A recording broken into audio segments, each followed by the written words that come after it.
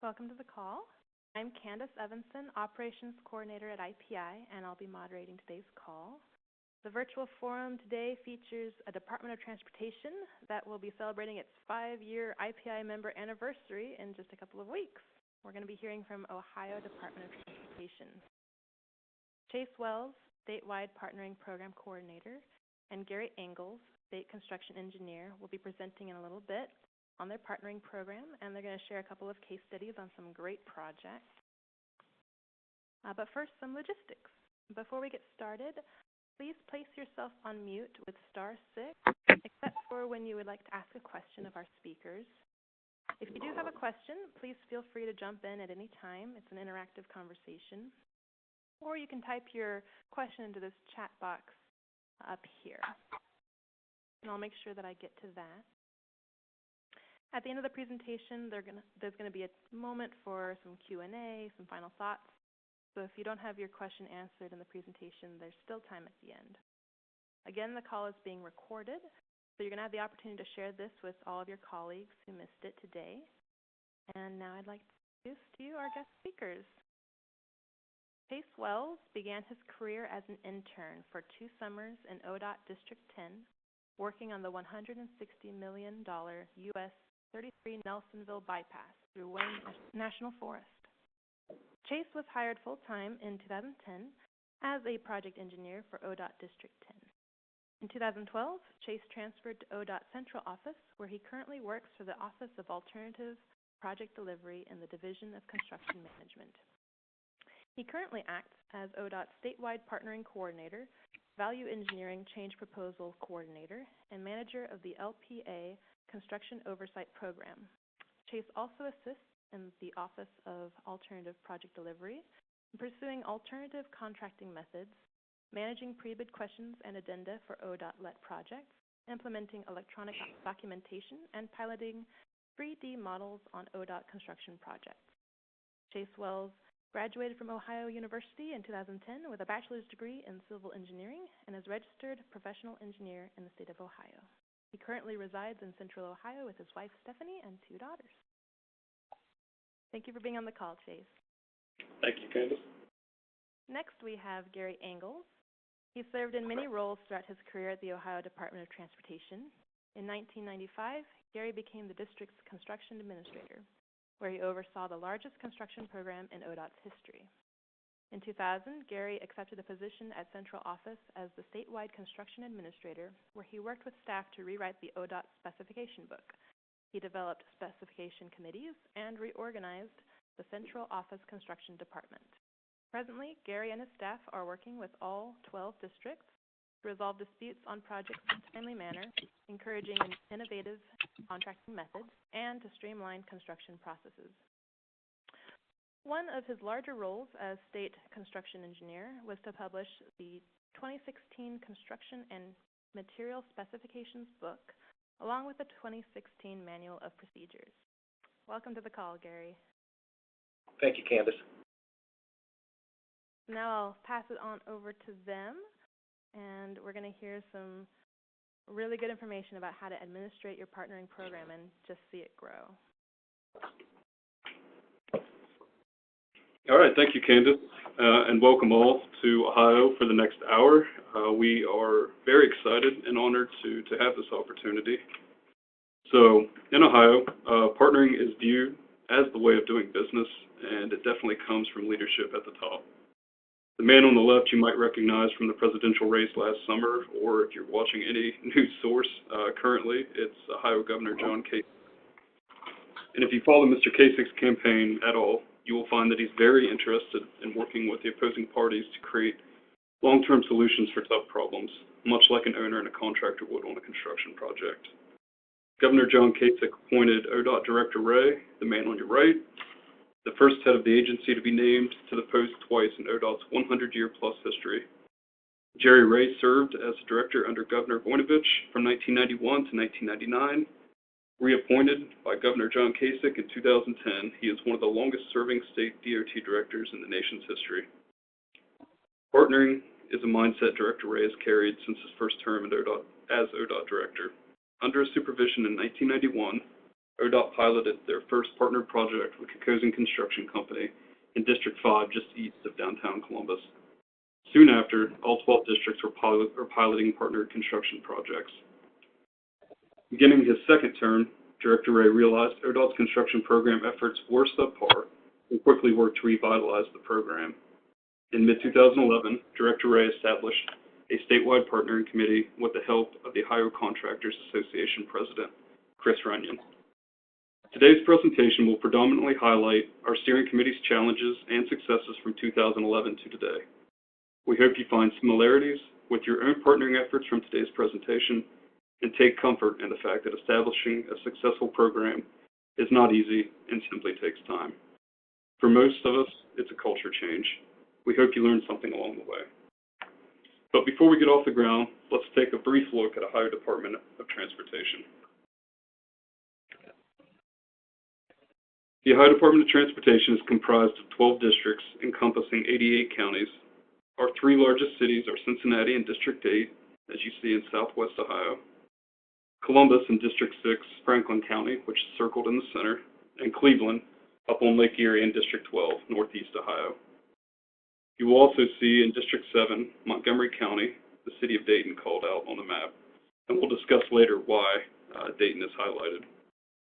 And for us, central office is located just west of downtown Columbus on I-70, which we're presenting from today. So let's take a look at our capital program budget. The Ohio Department of Transportation is breaking record numbers. Over the last 5 years, the department, on average, is operating a $1.7 billion budget while letting 753 projects per year. For 2017, we're looking to award approximately 787 projects worth $1.92 billion. With those type of numbers, it would be logical to think our budget would allow for a host of major new projects to enhance capacity on our roadways, but this is simply not the case. Ohio's roadways get abused. Between our typical freeze-thaw climates and the large volumes of traffic, over 90% of our budget goes toward maintenance and preserving our assets. For ODOT specifically, we maintain more than 43,000 lane miles and 14,000 bridges. These state-maintained roads carry 57% of all Ohio traffic and 67% of all freight traffic. And because of their size and mission, freight traffic requires the highest standard of road. Pretty astonishing numbers. So anytime I present on partnering, I like to begin by poking fun at every individual stakeholder of a construction project. I know, not very smart, public speaking 101, do not insult your audience, but I can't get through a partnering presentation without showing this slide. So what we have here is a total breakdown in communication and collaboration in the construction of a simple tire swing. We have an owner detailing a 3-tiered plank swing, the complete opposite of a tire swing, a designer with an incorrect, non-functional swing, a CAD operator who almost defies gravity, a misunderstood project engineer, an over-promising public information officer, a zero-producing inspector, and a half-completed project by the prime who is billing the owner his arm and leg for extra work. All this for a $50 tire swing. We like to think that partnering and effective collaboration changes this breakdown. I hope you enjoyed the cartoon. Yeah, I love looking at this and seeing how the project was documented. It's just an empty picture. So you know that it's not just a breakdown in speaking communication. There's nothing that's really being transferred written. All right, now let's get into the air. So today's presentation will cover ODOT's partnering history. Hopefully you'll see that we share some of the same battles. Specifications implemented by our partnering steering committee into the ODOT Construction and Material Specifications book. Our efforts on training with not only the department personnel, but the contracting industry. Dispute resolution, and let's be honest, not all project issues can be avoided. We have to know how to mitigate an issue when they arise and keep a project-first mentality while keeping the project moving. A recognition program geared towards celebrating the accomplishments of successful project teams, which in turn allows the department to showcase the benefits of a partnering program. Case studies, which we would like to share with you, 2 recently completed projects that overcome some pretty substantial obstacles that would not have been possible without partnering and putting the project first, and we hope this provides some lessons learned that can be taken back with your organization. And last but not least, the success we've seen to date, which we hope is enough to convince those who view partnering as a waste of time, so to speak, into implementing such a program. So with that, I'm going to hand it over to Mr. Gary Angles to speak on our partnering history. Thanks, Chase. Let's begin by looking where we've been and the path that has led ODOT and the industry to where we are today. As we alluded to earlier, Director Ray brought forth the first partner projects from the department in 1991. The director returned from the National AASHTO meeting stating that the partnering was how Ohio was going to conduct business. Our first attempt was mandated that each district would have a formal partnered project. At that time, I was in the district and had one of those first partnered projects when partnering was first rolled out. Those were typically a 2-day meeting with a lot of team-building activities. For ODOT, partnering efforts continued throughout most of the 90s, such as pilot programs and the development of manuals, but nothing tangible was ever mandated and turned in. Partnering fell off the radar for most construction projects. Thus, ODOT's partnering programs was impacted whenever administrations changed and we had nothing contractual to fall back on. Finally, additional policies and procedures were formed in 2001, and a partnering steering committee was formed in 2006, but such attentions and attempts were never gained traction. ODOT's partnering program then took a giant leap forward in 2010 when Governor John Kasich had reappointed Mr. Jerry Ray as the Director of Transportation. So that briefly describes where we've been, and now I want to focus mainly on where we are today. In 2011, Director Ray sat down with the Ohio Contractors Association President Chris Runyon to establish not only a new statewide partnering committee, but a committee that would be responsible for changing the culture and mandating partnering to a degree that would withstand any administrative change. A statewide committee was formed of OCA representatives, contractors, district construction administrators, and ODOT central office personnel to establish the direction and goals of the committee. Director Ray and OCA President brought in Larry Bonine, a former Director of Transportation at Arizona State Highways and Divisional Commander for the U.S. Army Corps of Engineers, well known for his organizations of both the international process and case studies were discussed, and he brought a lot of information and past experience to that kickoff meeting. As a result, ODOT and OCA developed and implemented partnering specifications into ODOT's construction and material specification book, trained over 600 ODOT employees, contractors, and industry personnel, created a new proposal note to modify the contract to add professional facilitation to a construction project, and we established a manual for the standards and expectations for our professional facilitators, developed an approved list of over 40 professional facilitators, and created an awards program to honor the successful project teams. We will touch on more detail as the presentation progresses, but before moving forward, though, it's important to highlight the relationship that ODOT has with our Ohio Contractors Association. The department is very fortunate to have a counterpart that is cooperative and holds the same values as it relates to managing construction projects. For some owners, this can be a roadblock, and we are thankful that this is not a hurdle for the Ohio Department of Transportation to cross.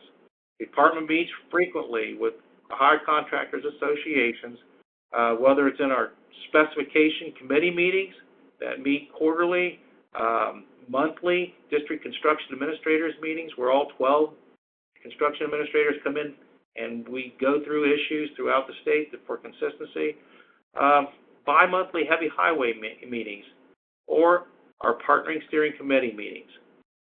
Communication is paramount, and being successful, and both parties have placed high value on each other's opinion. As mentioned, the department recognizes two types of partnering: self-facilitation and professional facilitation. Self-facilitation specifications are required on every single construction project unless trumped by the department's proposal note 111, which stipulates ODOT's construction and material specification book for partnering and implements the professional facilitation requirements. The differentiator between the two types is that self-facilitation involves utilizing the project team to carry out the core functions of partnering, while the professional facilitation, Proposal Note 111, involves using the ODOT-approved neutral facilitator. Partnering exists in ODOT's construction material specifications under 10802. It's institutionalized. It's a way that we do business. So what does the specification include? It states that thou shalt partner, and that the department reserves the right to withhold money from the prime if they so choose so not to cooperate. I'm kind of exaggerating a little bit, obviously, but I know some of you are probably wondering, how can we enforce partnering on the contractor? Because partnering is based on trust, communication, collaboration, which are all things earned and not given.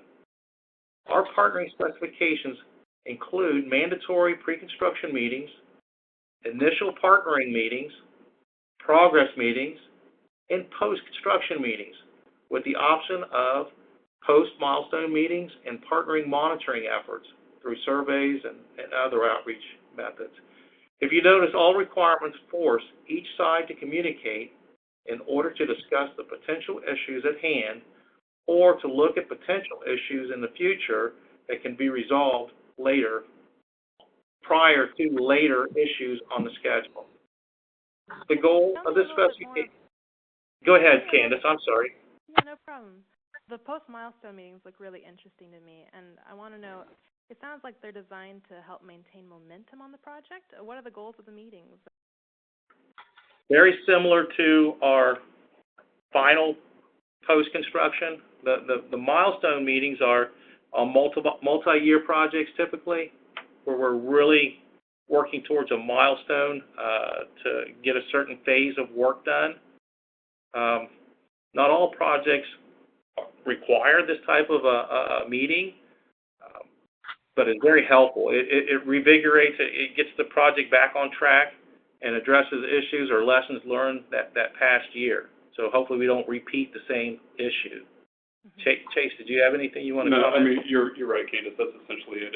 It keeps the momentum going on the project. That's the main purpose of it.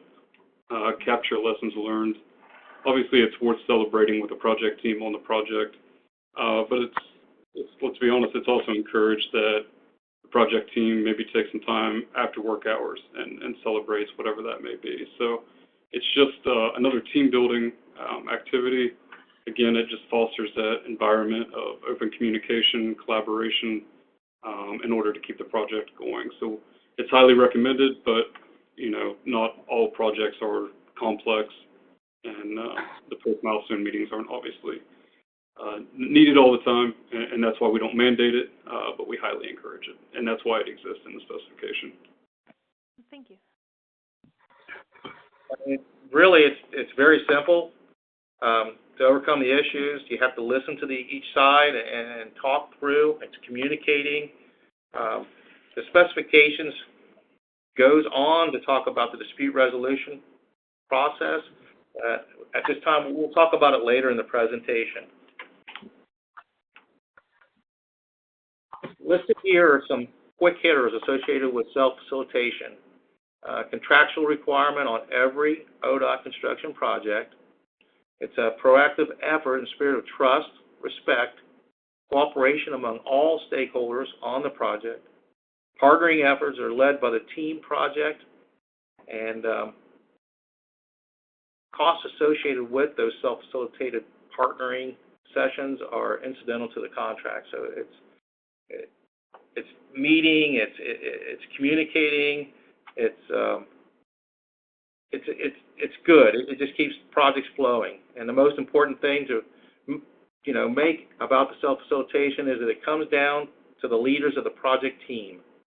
Having the wrong people on the team can be detrimental to the project team. And if the leaders are not prepared to lead or not value the culture of partnering, it becomes an issue. We have challenged our district construction administrators, which are my counterparts in the 12 districts, to be the partnering champions.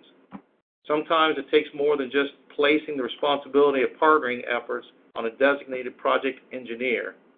The same goes for the prime contractor. The project team may have to ask that the ODOT area engineer step in if things aren't working too well, and vice versa with the contractor going up to area supervisor.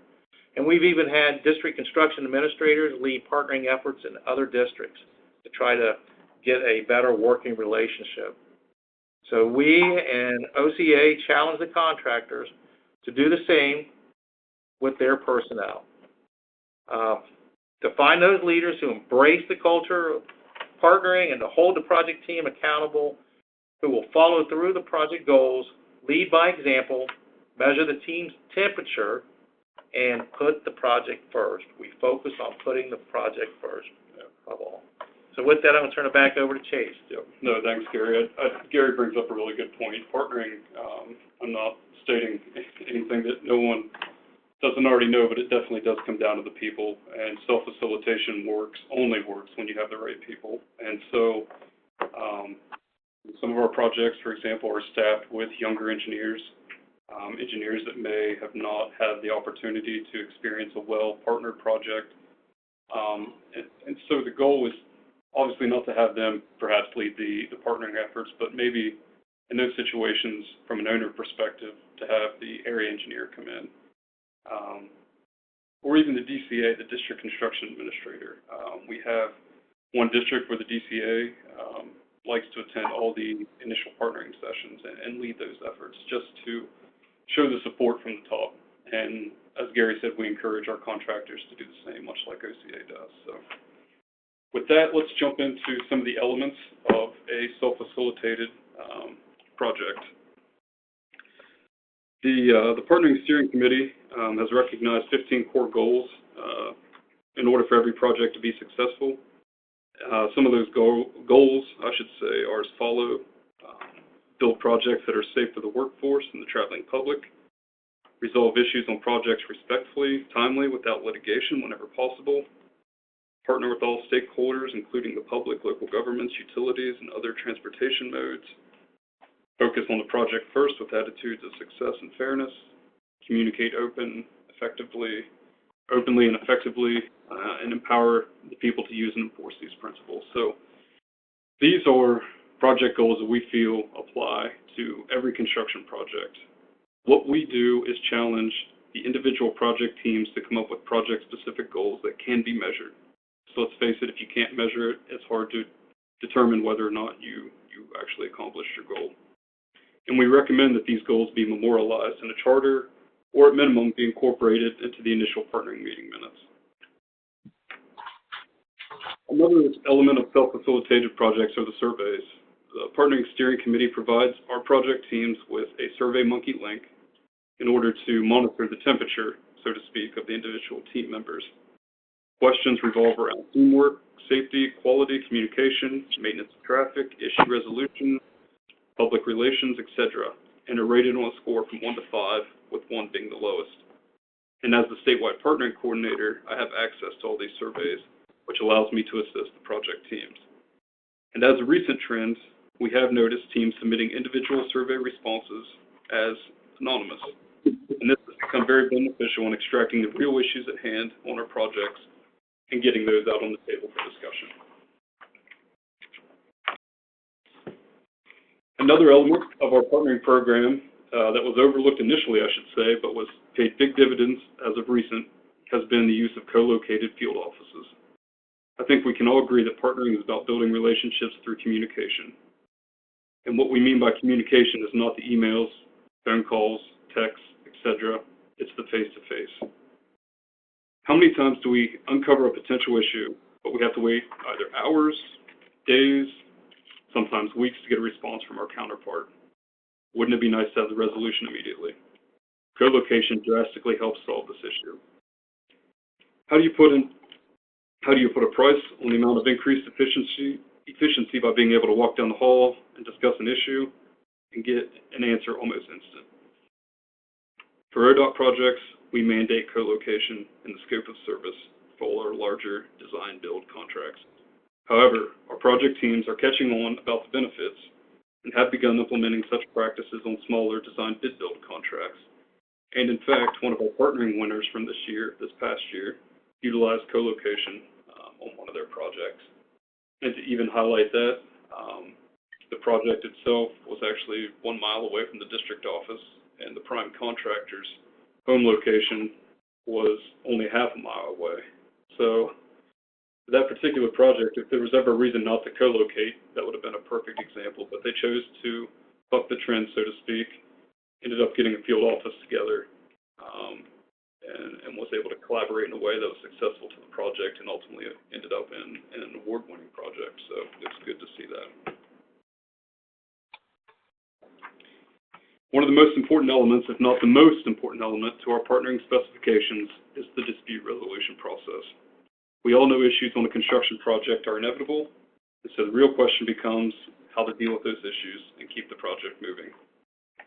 ODOT's dispute resolution process is a 3-step process and is the standard on every construction project. The process first begins with mitigation and notice. The department deems mitigation of any issue, whether caused by the department or the contractor, a shared contract and legal requirement. Mitigation efforts include, but are not limited to, resequencing of work activities, acceleration, the substitution of materials, and so forth.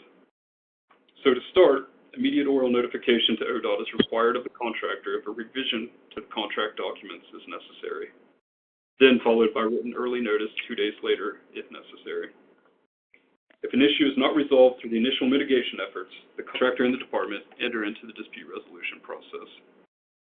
And I think one of the most important sentences in the dispute resolution process reads, continue with all work during the dispute resolution and administrative claims process, including that is which is in dispute. The department will continue to pay for the work. This is to keep the project moving, obviously. And so, to wrap things up, the 3 levels of the dispute resolution process are as follows. Step 1, on-site or at the field level. Step 2, District Dispute Resolution Committee, so it elevates to the District Construction Administrator. The dispute then becomes a claim when the Dispute Resolution Coordinator receives a notice of intent to file a claim after Step 2. And then lastly, Step 3 is the Director's Claims Board, or alternative dispute resolution, such as mediation. So with that, I will turn it back over to Gary to speak on the requirements of professional facilitation. Okay, so informal is what we used to call it, but self-facilitated is what all of our projects are required. But on some projects, there's professional facilitation required. And this is a proposal note 111, as mentioned earlier. And the department looks at projects that I've listed a few of the items here. It says greater than $5 million, but we've had projects that are self-facilitated, not professionally facilitated, all the way up to over $100 million. It depends on the team, if they've worked together before. So there's a lot of what ifs, you know, and we work through those on a project or a case-by-case basis. So we look at project value, and typically, it's over the $5 million before we would start considering professional facilitation. Multi-year projects, the complexity, maintenance of traffic, phasing, environmental issues, a lot of our issues here in Ohio, technical issues, some of our cable stay projects. We look at needing that outside facilitation to keep things moving. Railroad, utility relocations, stakeholders experience. Have they been involved in partnering before? How to communicate? Coordination issues, as I just mentioned. Major milestone dates.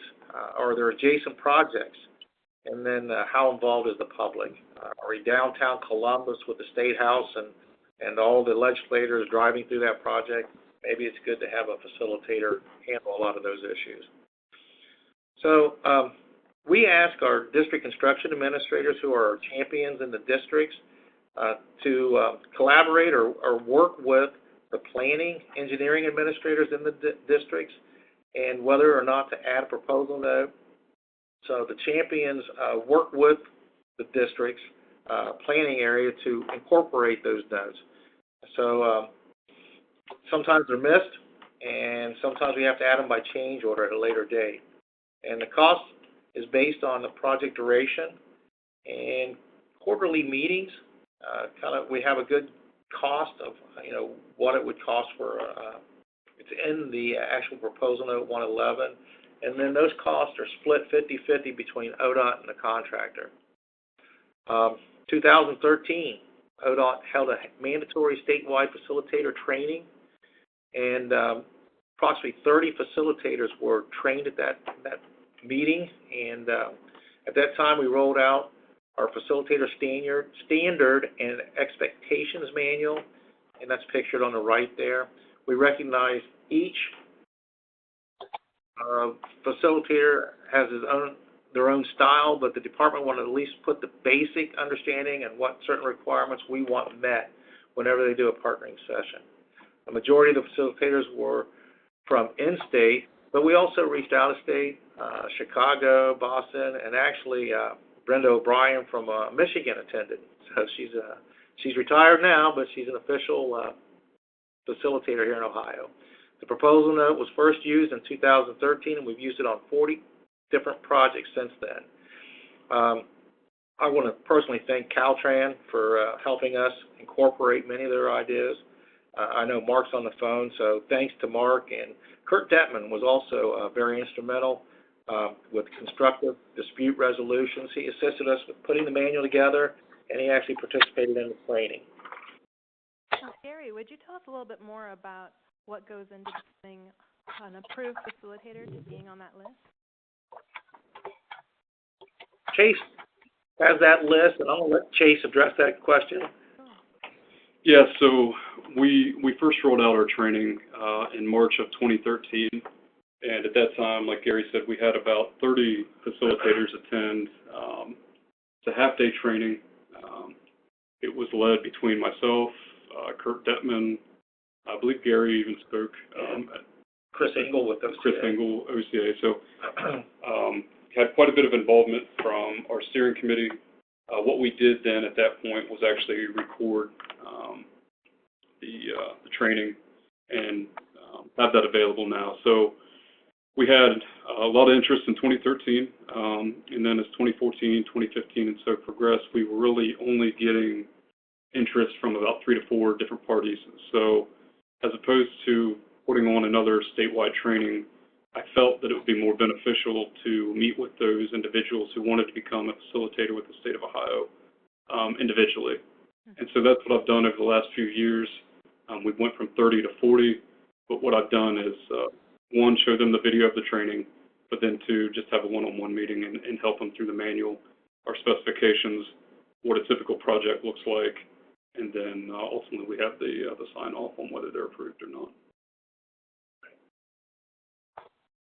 Thank you. Yeah, that makes a lot of sense that you'd want everyone getting involved in the project to have a clear idea of what it's going to be like and how they can best help. Okay. We'll be glad to address any questions at the end. Yeah. So we'll continue on. Training program, as we mentioned earlier, ODOT Partnering Steering Committee got reinvigorated by Director Ray's reappointment. We began training ODOT personnel in the contracting industry, excuse me, as soon as we got our specifications forms and manuals published. The training was vital to getting our partnering program off on the right foot. So while the training was a big success, it has now been over 5 years since those 600 people received formal training on partnering, and at that time it was more geared towards specifications. institutionalizing, how we wanted to self-facilitate all projects. So our ODOT OCA statewide partnering committee feels it is time now to again train our construction personnel, but this time around and focus more on better communicating the effective and the importance of putting the project first. So we are in the infant stages of planning our new training, but the committee is looking to reach approximately 800 people between ODOT and contractor personnel through 6 regional locations. Those invited will be what we deem the decision makers on the project. In regards to content, we are excited to share our past recent successes and lessons learned, and hopefully include a panel discussion with predetermined questions that will gear towards and extracting current and real issues, and lastly, discuss communication strategies that will allow our project teams to develop relationships on and off the construction site. Our goal, I'm telling Chase right now, I added this, our goal is to have this updated partnering training before next construction season. So we're hoping to get this accomplished this fall and winter when projects are slowing down a little bit. So with that, I'm going to turn it back over to Chase and talk a little bit more about dispute resolution boards. So far, we've talked about our implementation of self-facilitated partnering and professional facilitated partnering. Both are geared to prevent disputes from occurring on a construction project. But as we mentioned, how does a project team handle disputes when they do arise? 2 more tools the department has implemented are to use the dispute resolution advisors and the dispute resolution boards. The graph picture depicts the general contract amount in which we begin thinking about the use of either DRBs or DRAs. But what exactly are DRBs and DRAs, and how does the department implement them on a construction project? Dispute resolution boards, DRBs. They are a 3-panel party in which the department and the contractor each select members of their choosing, with the 3rd member being selected by each of the 2 members. DRBs visit the project sites quarterly and meet with the parties to hear about the progress, schedules, submittals, change orders, etc., and are there to hear the dispute and issue a finding should the need arise. Essentially, the DRB is to act as the step 3 of our dispute resolution process. However, the department does provide the choice for an advisory opinion option. And what we mean here is that the project team can get a real low-cost, quick way input onto a dispute.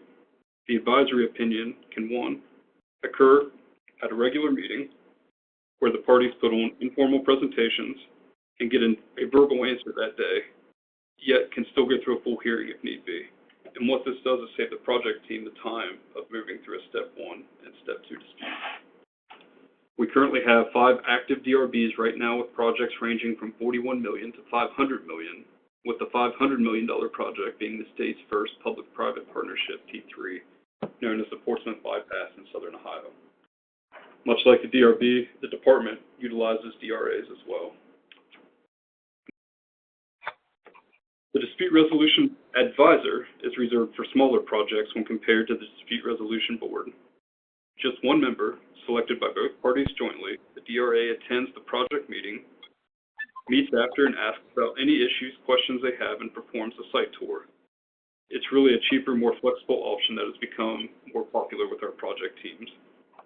We currently have 11 active DRAs right now, with projects ranging anywhere from $13 million to $81 million, with the $81 million project being the Martin Luther King intersection project on I-75 at the University Hospital in Cincinnati. So with that, let's jump to one of the last elements of our partnering program, but certainly one of our most proud accomplishments, and that is the ODOT OCA Don Conaway Partnering Award. This award honors those project teams who have completed successful construction projects and collaborated in a way that exemplifies the ideals of partnering. Winners are announced at the yearly ODOT OCA Conaway Conference in March, a conference that is comprised of over 700 ODOT and contractor personnel aimed at discussing outstanding issues and prepping for the upcoming construction season. The award is named for Don Conaway, a longtime advocate of partnering between contractors and ODOT. When Mr. Conaway was promoted to the position of ODOT Deputy Director of Construction in 1991, he reorganized the ODOT OCA Winter Construction Seminars after several years of inactivity. In 2002, the ODOT OCA Winter Construction Seminar was named the Conaway Conference to honor his legacy. So the award process goes as follows. Project teams begin filling out. Sorry, Candace, back one slide. Thank you. Jointly submitting the Don Conaway Partnering Award nominations in late fall every year. The statewide ODOT OCA Partnering Committee then selects 3 winners every year based on the project categories ranging from 0 to 5 million, 5 million to 20 million, and 20 million plus. When we take one winner from each category and get together with our communications department to shoot a highlight video of each team showcasing their project and partnering efforts to be released at the Conaway Conference. This has truly been a huge success and a great way to showcase the benefits of partnering across the state. We've been doing the Conaway Awards now for 5 years, and over the last 3 years, we have averaged 16 nominations, and so for this next year, we're aiming for 20. And an added bonus of the award is that it creates a competitive element amongst the peers, be it ODOT or the contracting industry, to have successful partner projects. Now we'd like to take this opportunity to actually show you 2 of our partnering project teams with their videos from last year. We feel both project teams, one self-facilitated, the other professionally facilitated, were highly successful and were faced with some major obstacles to overcome. So let's take a look. The first project was a traditional design build project that was $125 million, and it was a modernization project in downtown Dayton that was self-facilitated between ODOT District 7 area engineer Scott LeBlanc and Kokosin Construction Company project manager Gary Ober. As you watch the video, please pay special attention to these 4 main topics. 1, the no excuse incentive clause. 2, the mass concrete issue. 3, the untimely thunderstorm during a large deck pour. And 4, the value engineering change proposals. After the video, we can elaborate more on the partnering efforts that went into these 4 major obstacles and how the culture of partnering allowed the project's teams to be successful.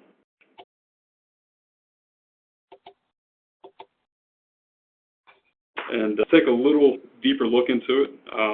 I think one of the things our audience will probably find most interesting was the no excuse incentive clause. I'm going to guess that most owners have never interleaved such a contracting method. It was obviously a first for the department. And essentially, we saw enough value in finishing the project 1 year early that we enticed the contractor, hey, here's a $3 million bonus if you so choose to go after it. And so the early completion date was not subject to any delays, not including weather, utility, railroad, etc. And really, the way it was set up is the department could add extra work at any time, and the incentive amount did not decrease with time. So for the contractor, it was truly all or nothing. And then as Scott stated in the video, this type of contractual element heavily favors the owner and puts a huge amount of risk on the contractor. And so how did the project team collaborate in a way to try to even the scale, so to speak? What they did was develop a memorandum of understanding, an MOU, to help ease the mind of the contractor. And so the department, to help them out, committed to not adding any extra work within the last 5 months of that early completion date. And as they said in the video, it was a success. The contractor got the bonus, and we were able to open up the project 1 year early. I don't believe we've implemented that no excuse incentive clause since then, but you know what? For that one time and that extraordinary project team, it worked out very well. One of the other issues that they talked about was the mass concrete issue. So we just got done talking about the no excuse incentive clause, but we had one structure that involved a post-tension cap in excess of 5 foot deep on a straddle bent pier. And this was one of those do the right thing moments where the contractor came to us and said, hey, this pier cap really should be treated as mass concrete, though the contract didn't have it in the provisions. So the situation is the owner's at fault, and yet the contractor is adding the additional risk of time notifying us while still going for that $3 million bonus. And so not only did the contractor rectify the issue, but they contacted an ASHTO subcommittee chair on mass concrete out of Chicago to help alleviate the risks of thermal cracking and long-term durability issues. So, I mean, kudos to the contractor for putting the project first. I don't think it can get any clearer than that. Everyone had that in mind, and very evident there. One of the next hurdles that they had to climb over, so to speak, was the pop-up thunderstorm on the deck pour. I found this to be very interesting as well. So the team, it was late at night, they were on a 1,400-yard deck pour.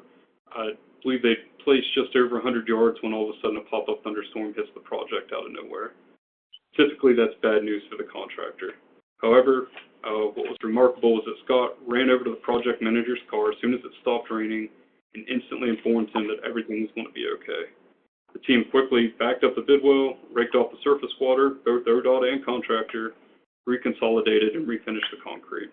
And so the concrete strengths came back good, but there were anomalies with the echo impact testing, and so the contractor agreed to warranty that portion of the deck so we could evaluate the performance after some freeze and thaw cycles. So it would have been easy for us, the owner, to say rip and replace, but that would have impacted the schedule and really, truly wasn't putting the project first. We felt that we could overcome the issue if we worked together. That's what we did, and we got great results. And then lastly, one of the highlights was the value engineering change proposal that they alluded to. So the contractor came to the department and wanted to VECP 11 of the structures, impacting over 2/3 of the overall work.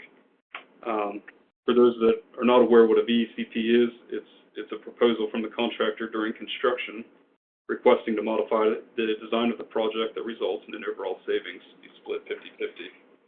So it's kind of crazy to think that the contractor is proposing to redesign over half the project during construction while still trying to meet this no excuse incentive clause of $3 million to get that early completion date.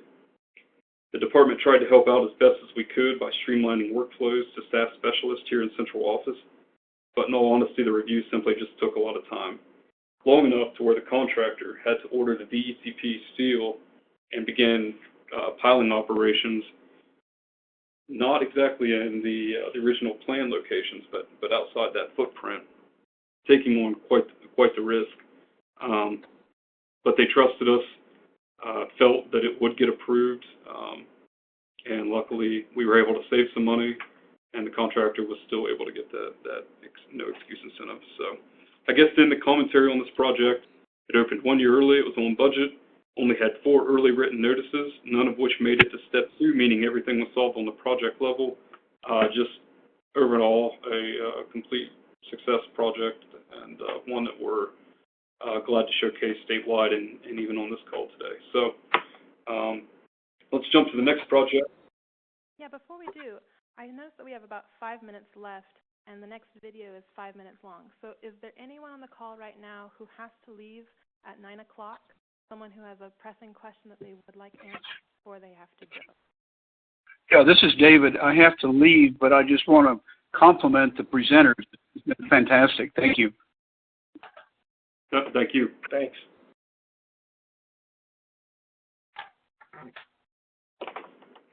Okay. So, did you want to offer the YouTube video on the next project if he'd like to see it later?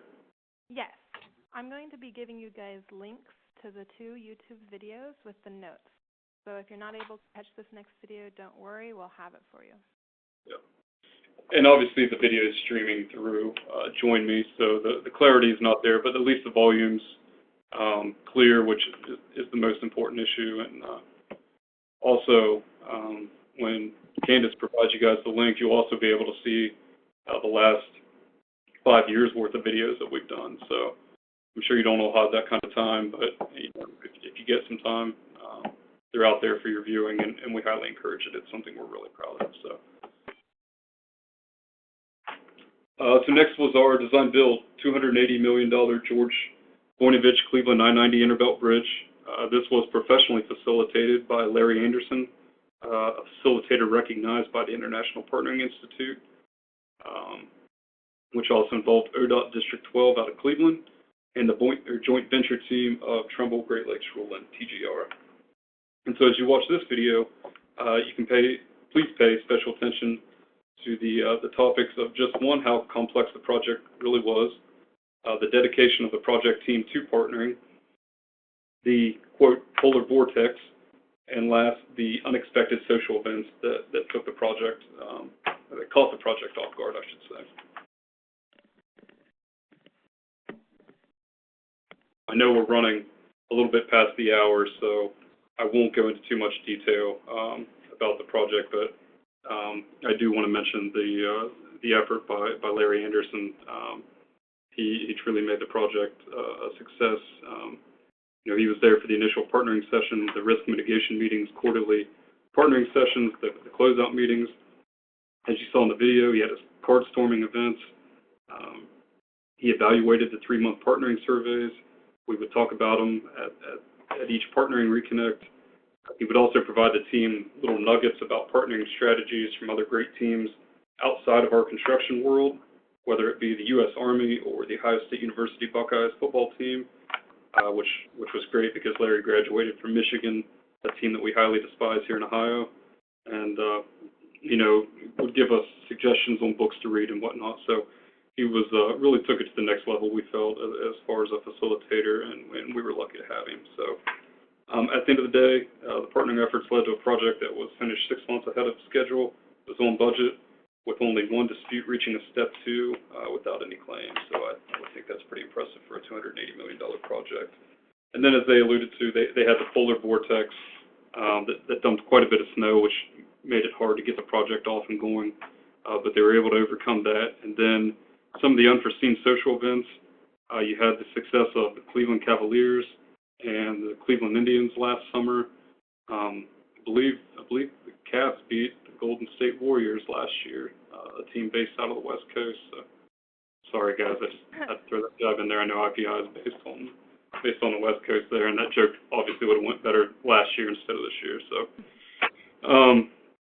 but no, and then they had the Republican National Convention, which was definitely unforeseen, and when something like that comes to town, you soon realize that you're no longer in charge, that you've got to fall in line. But luckily, the project team was flexible enough to overcome that and actually be quite accommodating, and got quite a bit of compliments for their work and efforts. So really what we have here is a hypothetical project. For example, it's $20 million. The contract duration is 2 years for Ohio. An estimated DRB cost would be about $65,000, and a facilitator cost would be about $15,000, meeting quarterly. So you've got a total partnering cost of $80,000 for a $20 million project, and before people can crunch the numbers, it comes out to 0.4% of your contract. So it's really a great insurance policy. There's not too much money that has to go to partnering in order for it to be a success. And even $20 million, that may be a high dollar project. If you cut that down to 10, you're still looking at less than 1% of the contract going toward an insurance policy of completing a successful project. So with ODOT, we're averaging one case filed per year in the Court of Claims. As I said earlier, our 2000 program budget was about 785 projects worth $1.42 billion. The settlement's just over $1 million, which equates to less than 0.1% of our capital budget. So as ODOT, we're not spending a lot of time in court, which means that we're able to better focus our efforts on our projects. And the last slide sum things up.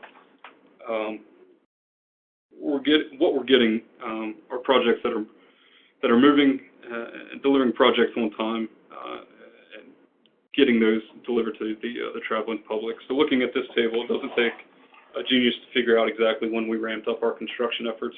If you look at the claims in 2009 and 2010, they were quite high. Program gets implemented in 2011, and we almost see immediate results. And they've pretty much stabilized there, with us seeing 10 last year in 2016. So we in Ohio, we're believers in the culture and definitely find it as a way of doing business. And with that, thank you guys for your time. I apologize for going 10 minutes over, but we would like to take this opportunity to open it up to any questions that you may have. And yeah, again, thank you for your time. Just a reminder, if anyone has questions and if they're on mute, they'll have to press *6.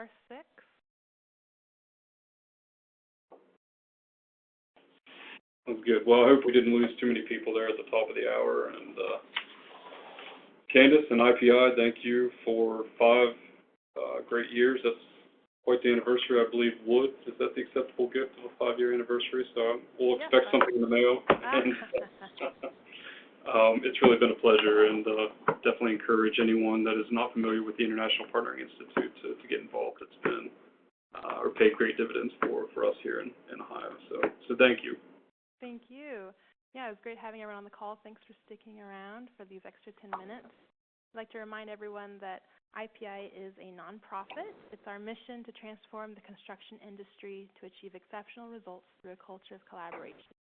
And the way that we do that is we work with all of our members to collect their great knowledge and experience in partnering, and we share that with the industry. We develop tools, research, we have education opportunities, networking. Next virtual forum is going to be just like this one, 8 to 9 a.m. Pacific, and it's going to be on September 21st. We're going to be featuring Caltrans. We're going to hear from Ken Solak, so please join us for that one as well. Thank you again to our speakers. It's great to have you here to hear about your program, and we look forward to any questions that you might have. Anyone who would like to send questions to me, or you can reach out directly to our speakers. I'll be sending the notes, and I'll post this online.